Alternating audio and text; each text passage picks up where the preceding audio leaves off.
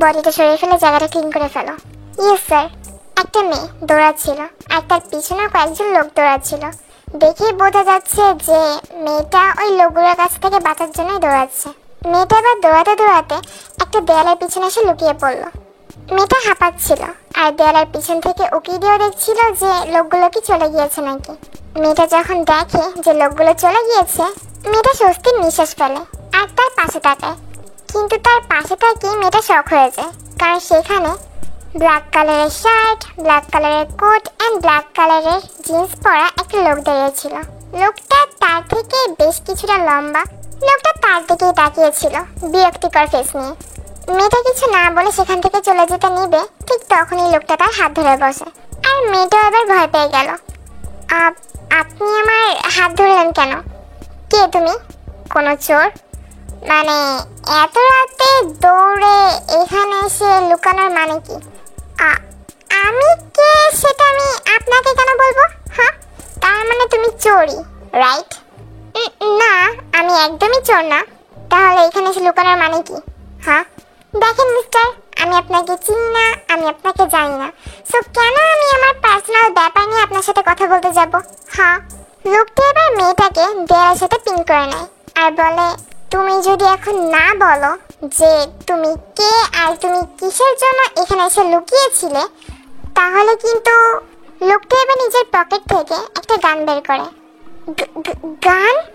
লোকটি এবার বাঁকা হেসে বলে, হ্যাঁ গান। সো এবার বলো, তুমি কি বলবা তুমি কে, নাকি আমি তোমাকে এখানে শুট করে দিব? না না মিস্টার, আমি বলছি আসলে আমি আমার বাসা থেকে পালিয়ে এসেছি। হ্যাঁ, বাসা থেকে পালিয়ে এসেছি মানে? আসলে আমি যখন ছোট ছিলাম তখনই আমার মা বাবা মারা যায়, আর তারপর আমাকে আমার মামা আর মামি তাদের বাসায় নিয়ে যায়। বাট তারা আমাকে অতটা পছন্দ করে না, আর এখন তারা আমাকে একটা বুড়ার সাথে বিয়ে দিচ্ছে, যে কিনা আমার থেকে প্রায় 25 কি 30 বছরের বড়, আর ঘরে দুটো বউ আছে। আসলে মামা আর মামি ওই বুড়ার টাকা দেখে আমাকে ওই বুড়ার সাথে বিয়ে দিচ্ছে। বাট আমি অমন কাউকে বিয়ে করতে চাই না, এই জন্য আমি বাসা থেকে পালিয়ে এসেছি। আর এখানে এসে লুকানোর কারণ হলো আমার পিছনে আমার মামা মামি আর তাদের কিছু আত্মীয় স্বজন পিছু করছিল, এই জন্য। ভালো স্যার, আমাদের যাওয়ার টাইম হয়ে গিয়েছে। চলো। লোকটা সেখান থেকে চলে যেতে নিবে, ঠিক তখনই মেয়েটা লোকটার হাত ধরে বসে। আপনার নাম, আই মিন আপনার পরিচয়? আমি জাংকুক, জিয়ন জাংকুক। আপনি কি ওই মাফিয়া জিয়ন জাংকুক? তুমি ঠিক গেস করেছো, আমি মাফিয়া জিয়ন জাংকুক। মেয়েটার চোখ এবার বড় বড় হয়ে যায় আর জাংকুক এবার একটু বাঁকা হাসে। তুমি ভয় পাচ্ছ? পাওয়াই কথা। কোন ছাগল আপনাকে দেখে বলেছে যে আমি আপনাকে দেখে ভয় পাচ্ছি? আমি আপনাকে দেখে একদমই ভয় পাচ্ছি না। এই তে না কাউকে দেখে ভয় টের পায় না। তুমি ভয় পাও অথবা না পাও তাতে আমার কি। জাংকুক আবারও চলে যেতে নেয়, কিন্তু তে আবারও জাংকুকের হাত ধরে বসে। আরে প্রবলেম কি তোমার? বলছিলাম, আমি জানি আমার এই কথাটা শুনে আপনি মেবি রেগে যাবেন, কিন্তু প্লিজ আপনি কি আমাকে আপনার বাসায় নিয়ে যাবেন? আই মিন আপনার মেনশনে। What? Are you crazy? No, of course I am not crazy, but আপনার তো বোঝা উচিত যে আমার সিচুয়েশনটা এখন কেমন। প্লিজ আমাকে একটু হেল্প করেন না প্লিজ। হে লিসেন, আমি যদি তোমাকে আমার বাসায় নিয়ে যাই তাহলে আমার লাভটা কোথায়? হ্যাঁ সেটা সত্যি যে আপনার কোনো লাভ হবে না, কিন্তু আমার তো লাভ হবে। আর আপনি যদি কোনো মেয়েকে উপকার করতে পারেন তাহলে এটাই তো আপনার লাভ। আর মেইন কথা বলতে, আমি আপনার ওখানে না সারা জীবনের জন্য যাচ্ছি না, মানে আমি আপনার ওখানে গিয়ে জাস্ট থাকবো আর তার পাশাপাশি চাকরিও খুঁজবো, আর তারপর আমি কোনো চাকরি পেয়ে গেলে আপনার মেনশন থেকে চলে যাবো। That's it. জাংকুক এবার টেক কথা শুনে কিছুক্ষণ চুপ করে থাকে আর তারপর বলে, ওকে ফাইন, বাট যেটা বলেছো সেটা যেন মাথায় থাকে। ওকে, এখন গাড়িতে ওঠো। তারপর তে জাংকুকের গাড়িতে উঠে পড়লো। জাংকুক মেনশনে ঢুকে মেয়েদেরকে বলে, ওকে থাকার জন্য একটা রুম দেখিয়ে দাও। Okay sir. ম্যাম আমার সাথে আসুন। তারপর মেয়েটা তেকে একটা রুমে নিয়ে গেল। আপনি এখানেই থাকতে পারেন। Okay thank you. হ্যাঁ ম্যাম, ওয়েলকাম। তারপর সেই মেয়েটা সেখান থেকে চলে যায়। তারপর তেও ওয়াশরুমে ফ্রেশ হতে চলে যায়।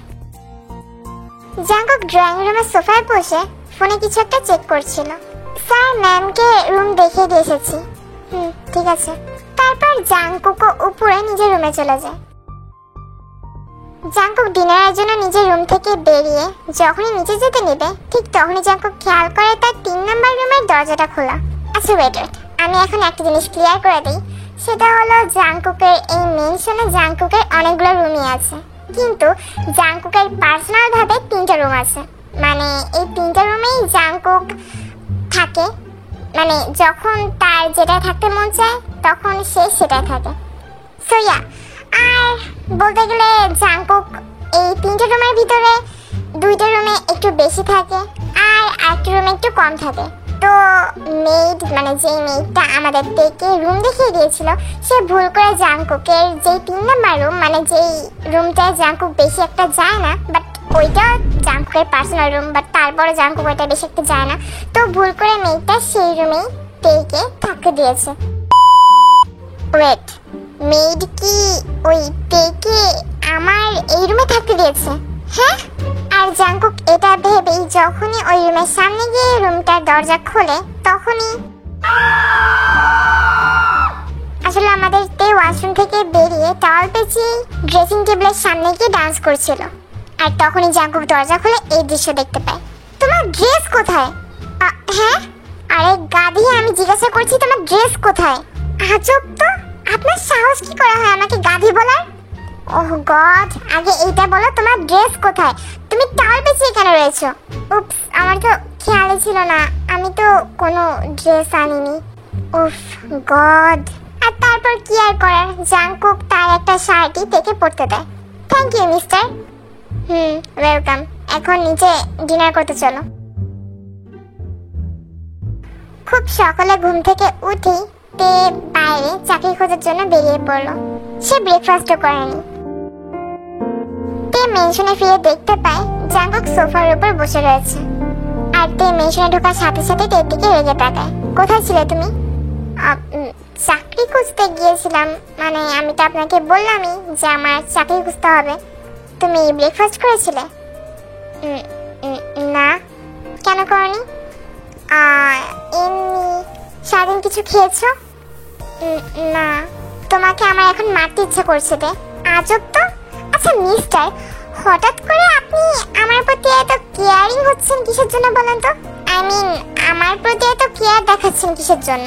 আমি খেলাম না খেলাম তাতে আপনার কি? হ্যাঁ হ্যাঁ, আমি মানছি যে আমি তোমাকে এখানে আনতে চাইনি, কিন্তু একবার যেহেতু তুমি এখানে চলে এসেছো সেহেতু তোমার খেয়াল রাখার দায়িত্বটা তো একটু হলেও আমার। নাহলে অসুস্থ হয়ে মরে গেলে সেটা দোষ কে নেবে? হ্যাঁ, আমি বুঝতে পারছি যে আপনি আমার কেয়ার করছেন, মানে একটু হলেও করছেন, কিন্তু কেয়ার করলে একটু ভালো করে কেয়ার করুন মিস্টার। এমন রুড ভাবে করার কি আছে? জাস্ট ফালতু কথা বলা বন্ধ করো আর ফ্রেশ হয়ে এসে খেয়ে নাও। ও শিট, 11টা বেজে গিয়েছে। আমার ঘুম থেকে উঠতে এত লেট হলো কি করে আজকে? তো এই কথা বলেই ফ্রেশ হয়ে তাড়াতাড়ি করে বাইরে বের হয়। আর বাইরে বেরিয়ে যখনই সে সিঁড়ি থেকে নিচে নামতে যায় ঠিক তখনই সে দেখতে পায় সোফার উপর দুজন অপরিচিত ব্যক্তি বসে রয়েছে, যাদের ফেস ভালো করে দেখা যাচ্ছে না। আমার এখন কি করা উচিত? নামা উচিত নাকি উচিত না? মেবি না নামাটাই বেটার হবে, কারণ এনারা দুইজন যদি মিস্টার জাঙ্কুকের পরিবারের কেউ হন, আর তারপর আমি নামার পর যদি আমাকে দেখে জিজ্ঞাসা করে যে জাঙ্কুক এই মেয়ে কে, ও মাই গড, তখন জাঙ্কুক আই মিন মিস্টার জাঙ্কুকই বা কি বলবে আর আমি বা কি বলবো? না না বাবা থাক, না নামাটাই বেটার। তো এই কথা বলে আবারও উপরে নিজের রুমে চলে আসে, কিন্তু কিছুক্ষণ পরই একজন মেয়ের এসে দেখে ডাক দেয়। তো দরজা খুলে বলে যে ম্যাম, আপনাকে জাঙ্কুক স্যার নিচে ডাকছে। হ্যাঁ মানে?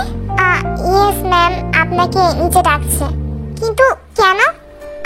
সেটা তো আমি সঠিকভাবে জানি না, আপনি গিয়ে দেখে আসুন। ওকে ঠিক আছে। তারপর সে মেয়েটা সেখান থেকে চলে যায় আর তেও এবার আস্তে আস্তে নিচে নামে। নিচে নেমে দেখতে পায় জাঙ্কুক সেই দুইজন ব্যক্তি পাশে বসেছিল। জাঙ্কুক, তো এইটাই কি আমাদের? হ্যাঁ মা। জাঙ্কুক বাবা, তোর চয়েস আছে বলতে হবে। I proud of you my বাচ্চা। আর মা আছো কেন? আসো আমার কাছে আসো। এদিকে বেচারা তে তো সেখানে কনফিউজড হয়ে দাঁড়িয়ে আছে। সে একবার সেই মহিলাটার দিকে তাকাচ্ছে, একবার জাঙ্কুকের দিকে তাকাচ্ছে। তে বেবি, তুমি ওখানে দাঁড়িয়ে আছো কেন? আসো মায়ের কাছে আসো। তে মনে লজ্জা পাচ্ছে মা, বুঝছো? আরে না না মা, লজ্জা পাওয়ার কিছু নেই, আসো আমার কাছে আসো। তারপর তে এসে সেই মহিলাটার পাশে বসে পড়লো। আমি জিন, জাঙ্কুকের মা। জাঙ্কুক তো মেবি তোমাকে আমার বিষয়ে কিছুই বলেনি, তাই না? হ্যাঁ, না মানে আচ্ছা আপু, আমার বিষয়ে কিছু বলেছে ভাইয়া তোমাকে? কি বলবে সে তো কিছুই বুঝতে পারছে না। সে এবার জাঙ্কুকের দিকে তাকায়, আর জাঙ্কুকে এবার টেকে ইশারা দিয়ে কিছু একটা বলে। আন্টি বলছিলাম আমার একটু ওয়াশরুমে যাওয়া লাগবে, আমি ওয়াশরুম থেকে আসি। হ্যাঁ হ্যাঁ মা, অফকোর্স, যাও। তারপর তে উপরে নিজের রুমে চলে গেল। মা বলছিলাম আমার উপরে একটা কাজ আছে, তোমরা এখানে একটু ওয়েট করো, আমি আসছি। যা। তারপর জাঙ্কুক তে রুমে চলে আসলো, আর এই সেই রুমের দরজা বন্ধ করে দিল। মিস্টার জাঙ্কুক, কি হচ্ছে এগুলো? আমি তো কিছুই বুঝতে পারছি না। আসলে তে আমার মা আর বোন অল টাইমে আমাকে বিয়ের জন্য প্যারা দিতে থাকে, আর আজকে তো তারা একটা মেয়ের পিকচার নিয়ে এসে আমাকে বলছে যে ওই মেয়েটাকে নাকি আমার বিয়ে করতে হবে। তার আর কোনো কথা শুনতে চায় না, সো আমি এই জন্য বলে দিয়েছি যে আমার গার্লফ্রেন্ড আছে আর সেটা হলো তুমি। হ্যাঁ, বাট এখন কি হবে? কি আর হবে, তুমি তো এখানেই আছো, কিছুদিন জাস্ট আমার গার্লফ্রেন্ড সেজে থাকার অভিনয় করো, তাহলেই হলো। বাট তারপরেটা আমি ম্যানেজ করে নিব, জাস্ট এতদিন অ্যাটলিস্ট আমি বিয়ের প্যারা থেকে একটু মুক্ত থাকতে পারবো। বুঝতে পেরেছি আমি। এরকম ভাবেই তে জাঙ্কুকের মেনশনে জাঙ্কুকের গার্লফ্রেন্ড সাথে থাকতে থাকে, আর এই কথাটাই আনফরচুনেটলি জাঙ্কুকের শত্রুদের কাছে কোনোভাবে পৌঁছে যায়, আর যার কারণে এবার তাদের নজর যায় তের দিকে। আর এবার তারা প্ল্যান করতে থাকে যে কেমন করে জাঙ্কুকের গার্লফ্রেন্ডকে কিডন্যাপ করা যায়, মানে তেকে। তে প্রতিদিনের মতো সকালে ঘুম থেকে উঠে ব্রেকফাস্ট করে চাকরির জন্য বেরিয়ে পড়লো। বেচারিতে এখনো একটা চাকরিও খুঁজে পায়নি, আর যার কারণে তার মনটা অনেক খারাপ। তে রাস্তা দিয়ে হেঁটে হেঁটে যাচ্ছিল, ঠিক তখনই পিছন থেকে কেউ একজন এসে তের মুখে একটি রুমাল চেপে ধরে, আর যার কারণে তে অজ্ঞান হয়ে যায়।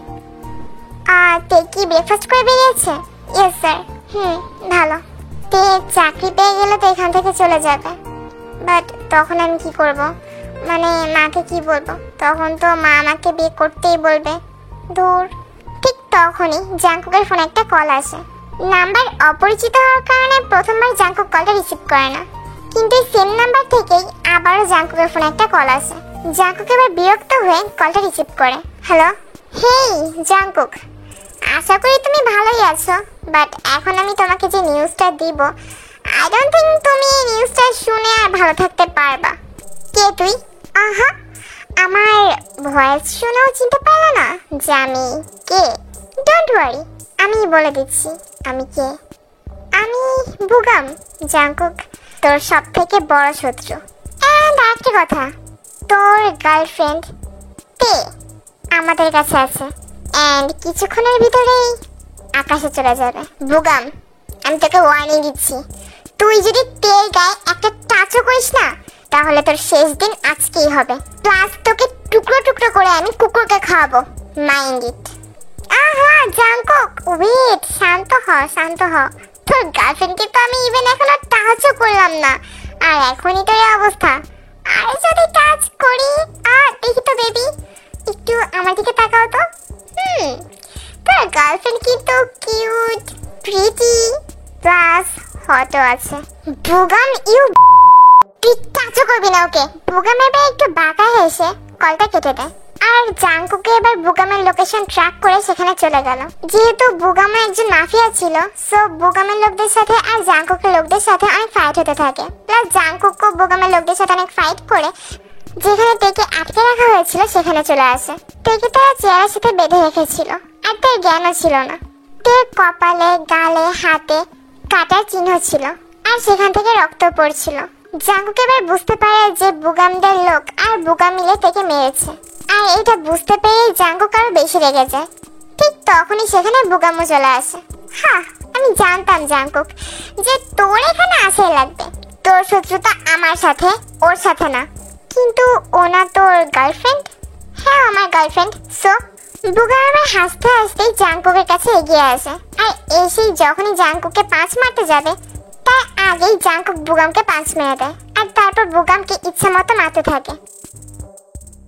তে বর্তমানে জাংকুকের রুমে বেডে শুয়ে রয়েছে আর জাংকুক তের হাত ধরে তের পাশে বসে রয়েছে। 2 দিন হয়ে গিয়েছে কিন্তু এখনো তার জ্ঞান আসেনি। হ্যাঁ, জাংকুক মানছে যে তে যে তার গার্লফ্রেন্ড ছিল এটা শুধুমাত্র একটা অভিনয় ছিল, এটা তেও জানে এবং সেও জানে। মানে জাংকুক তের ফেক বয়ফ্রেন্ড ছিল আর তে জাংকুকের ফেক গার্লফ্রেন্ড ছিল, কিন্তু এটা কি শুধুই অভিনয় ছিল? এটাই এখন জাংকুকের প্রশ্ন। কারণ তে এই অবস্থা দেখে জাংকুক প্রচুর কষ্ট পাচ্ছে, যেটা জাংকুক কখনোই পায়নি। কারোর জন্যই জাংকুকের কখনো এতটা কষ্ট হয়নি, ইভেন তার ফ্যামিলিও তাকে হার্টলেস বলে। কিন্তু হঠাৎ করে জাংকুকের তের জন্য কেন এত কষ্ট হচ্ছে সেটা সে নিজেও বুঝতে পারছে না। সে নিজেই তাকে প্রশ্ন করছে যে তার এত কষ্ট কেন হচ্ছে। জাংকুক তো তার পাশে বসেছিল আর তে হাত ধরেছিল, কিন্তু তখনই জাংকুকের মনে হয় যে তে নিজের হাত নাড়িয়েছে। তে? আর হ্যাঁ, জাংকুক ঠিকই গেস করছিল, তে জ্ঞান এসেছে। তে আস্তে আস্তে নিজের চোখ খুলে জাংকুকের দিকে তাকায় আর তে এবার একটু মুচকি হাসলো। থ্যাংক ইউ মিস্টার জাংকুক, আমাকে বাঁচানোর জন্য। তে আর কিছু বলতে যাবে তার আগেই জাংকুক তেকে টাইটলি জড়িয়ে ধরে আর জড়িয়ে ধরে জোরে জোরে কান্না করতে থাকে। এ কি জাংকুক, আপনি কান্না কেন করছেন? তে, তোমার টানা 2 দিন পর জ্ঞান এসেছে। তুমি জানো আমি কত টেনশনে ছিলাম তোমাকে নিয়ে। আমাকে নিয়ে টেনশনে ছিলেন মানে? তুমি বোকার মতো কথা বলো না তে। মানে আমি জাস্ট বলতে চাচ্ছিলাম আপনি আমাকে নিয়ে টেনশনে ছিলেন মানে? আই মিন আমি তো আপনার ফেক গার্লফ্রেন্ড আর আমরা তো শুধু ভালোবাসার অভিনয় করছিলাম। মানে আপনি তো এটা বলেছিলেন যে আমরা শুধুমাত্র ভালোবাসার অ্যাক্টিং করব। মানে আমি বলতে চাচ্ছি তাহলে আপনি এখন এমন কেন করছেন মিস্টার জাংকুক যে আপনি আমার রিয়েল বয়ফ্রেন্ড আর আপনি সত্যি আমাকে ভালোবাসেন? জাংকুক এবার থেকে ছেড়ে দিয়ে তে চোখের দিকে তাকিয়ে বলে, কারণ হ্যাঁ তে, আমি তোমাকে ভালোবাসি। আর তে তো পুরো শক হয়ে যায়। হ্যাঁ? তুমি বিশ্বাস করো অথবা না করো, তুমি মানো অথবা না মানো, আমি তোমাকে ভালোবেসে ফেলেছি তে। আমি নিজেও জানি না কেমন করে অভিনয় করতে গিয়ে আমি তোমাকে সত্যি সত্যি ভালোবেসে ফেলেছি। এন্ড আমি তোমাকে ভালোবেসে ফেলেছি মানে তুমি যদি আমাকে ভালো না বাসো তাও তুমি আমার, শুধুমাত্র জিয়ন জাংকুকের। তে এবার ঢোক গেলে। বুঝতে পেরেছো?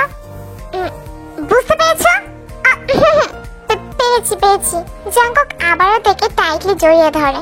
আমি সারা জীবন তোমার সাথে থাকতে চাইতে। যখন তোমার জ্ঞান আসছিল না আমি অনেক বেশি টেনশনে পড়ে গিয়েছিলাম।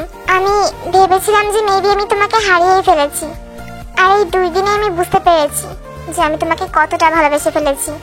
আর আমার তো এটা ভেবে বেশি কষ্ট হচ্ছিল যে আমি তোমাকে এটাও বলতে পারলাম না যে এই জিয়ন জাংকুক তোমাকে ভালোবাসেতে। বাট ইয়া, আমি এখন বলতে পেরেছি তোমাকে যে আমি তোমাকে ভালোবাসিতে, আর এই জন্য আমি অনেক বেশি হ্যাপি। আর এদিকে তো আমাদের তে জাংকুকের এই কথাগুলো শুনে প্রচুর ব্লাশ করছিল। তে, হ্যাঁ তুমিও কি আমাকে ভালোবাসো? বলো। আর তখনই সেখান থেকে আই মিন জাংকুকের রুমের সামনে থেকে আমাদের জিমিন যাচ্ছিল। মানে হ্যাঁ, তে এই অবস্থার জন্য মানে তে যেহেতু অসুস্থ ছিল সো সেহেতু তেকে দেখতে জিমিন মানে জাংকুকের মা এবং ছোট বোন তেকে দেখতে এসেছিল। জিমিন এবার জাংকুকের রুমে উকি দিতে থাকে আর এদিকে তো তে জাংকুকের কথা শুনে ব্লাশ করার কারণে কিছু বলতেই পারছিল না। জাংকুক এবার তেকে ছেড়ে দিয়ে তের মুখের দিকে তাকায় আর বলে, কি হলো তে, বলো, আমি তোমার উত্তরের জন্য অপেক্ষা করছি। কিন্তু তে কিছু না বলেই জাংকুকের কপালে কিস করে দেয় আর জাংকুকও খুশি হয়ে তের দিকে তাকায়। আর এইগুলো দেখে বেচারা জিমিনের অবস্থা, কত কিউট লাগছে ভাইয়া আর ভাবিকে। আর এদিকে আমি সারা জীবন মনে হয় সিঙ্গেলই থাকা লাগবে। দূর।